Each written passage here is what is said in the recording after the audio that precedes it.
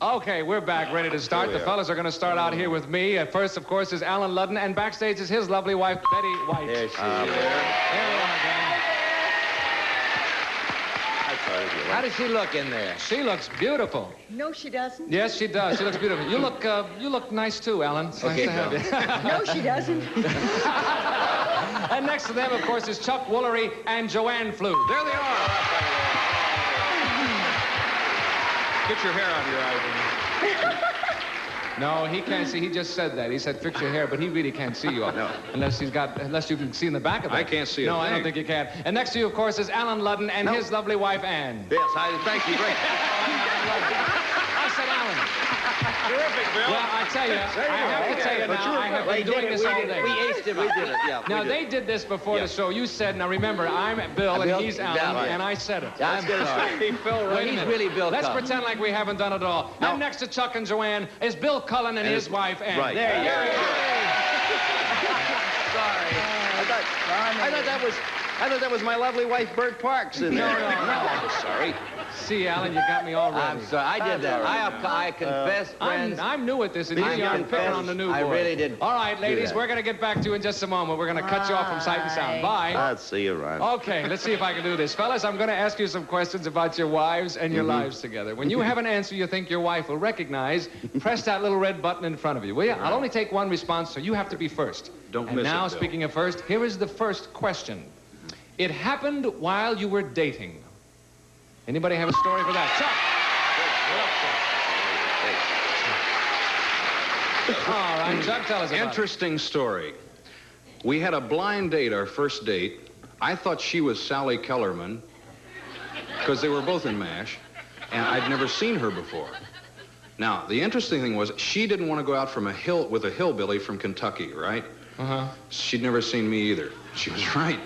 So the thing that changed the whole thing around was we went to a place for dinner that night, and I ordered her for a drink, a very fine, for a drink. Oh, you ordered I ordered a drink her a for very fine champagne. I can't mention the name of it because you're not allowed to mention names. But it was a very fine... That's right. He knows.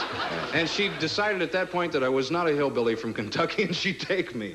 Okay, now, what are you going to use as a one- or two-word clue, then? Yeah, champagne. Champagne is a one-word clue worth $100 for your reading session. Okay. Let's bring on the ladies now. Ladies, we have asked the fellas a question and we have a clue. If you recognize your husband and can match his story from the clue, sound that little signal in front of you. Here we go. Here is the question first. It happened while you were dating. And the clue is champagne. Let's see. Joanne. Oh, we got two. Who was first? Joanne was first. Tell us about it.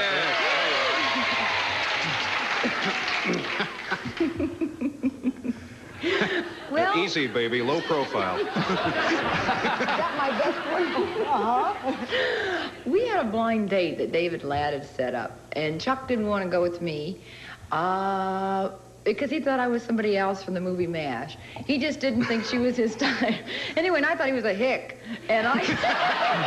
Yeah.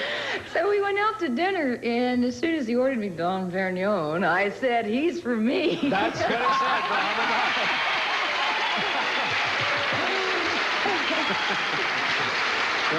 Not a class. That's what he said. Thank you, dear. We'll get back to you in a minute, ladies. Okay. Next question coming up. Okay, fellas, ready to go?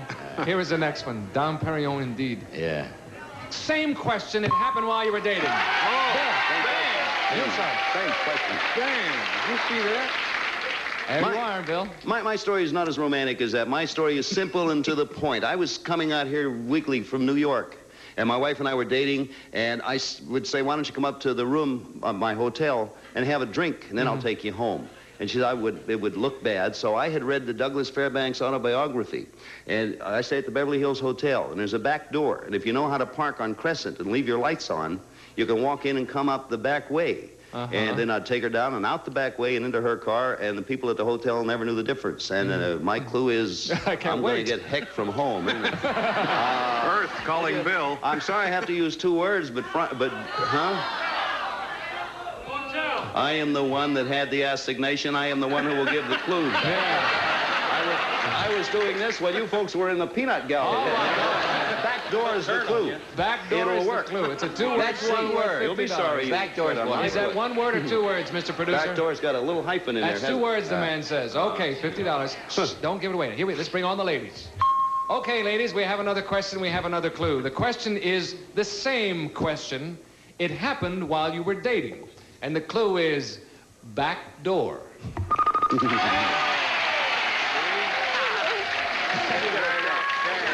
up, man. I'd like to hear it Keeps again. coming back to haunt me. I think Bill's probably referring to the fact that when he commuted and he stayed at the Beverly Hills Hotel. And Yeah, go ahead, Tony. Tell him a bit. the easiest way to get to his room was through the back side entrance because I could park the car on Crescent Avenue and walk in that way. That's exactly right. And that's worth $50 for you. You're with accepted. Thank you. All right. At this point, Betty and Ellen have $0. Joanne and Chuck have $100. Ann and Bill have $50. Okay.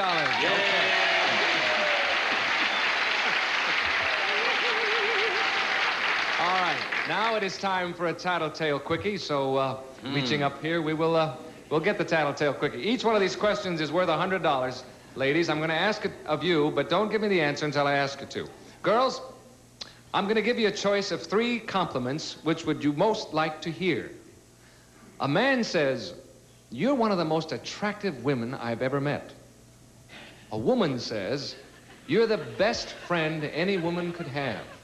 Or a child says, "I wish all mommies could be like you."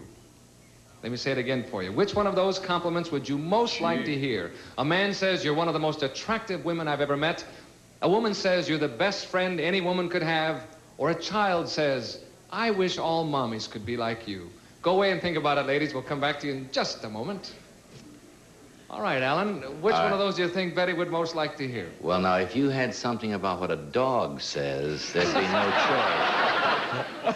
But now, between children, women, and men, I'll go with the man. She'll say she'd prefer the compliment from the man. Okay, she'd like to hear that one. All right, let's bring on Betty. Betty, which one of those 3 compliments would you like to hear? Oh, I'm afraid there's just no contest. I like boys best. I think a man should say...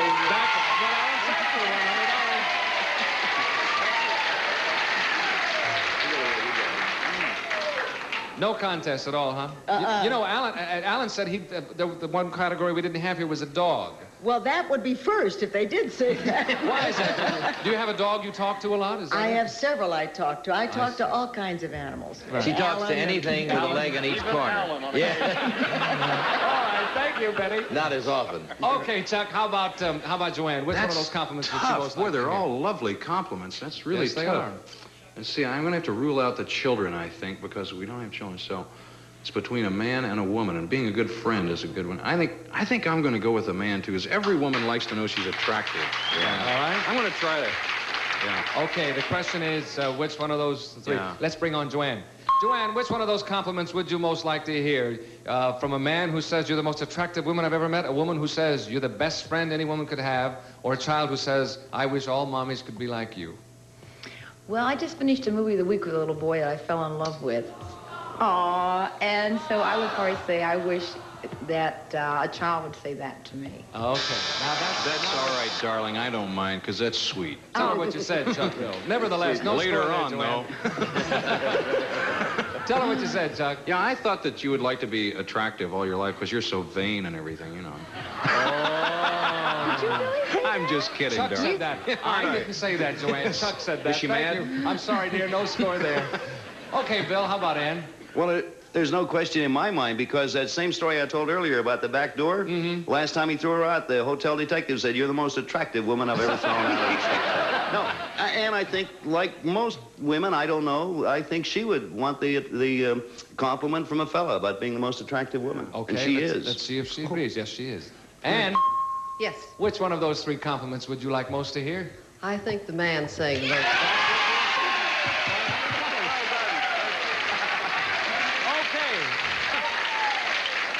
That brings us to halftime at this point. Betty and Alan have $100. Joanne and Chuck have $100. Ann and Bill are in the lead with $150. Okay, gentlemen, change places. Fellas to the rear. Ladies, come on out here. While we're changing places, we'll break away for this message, but we're coming back in just a moment. Don't go away.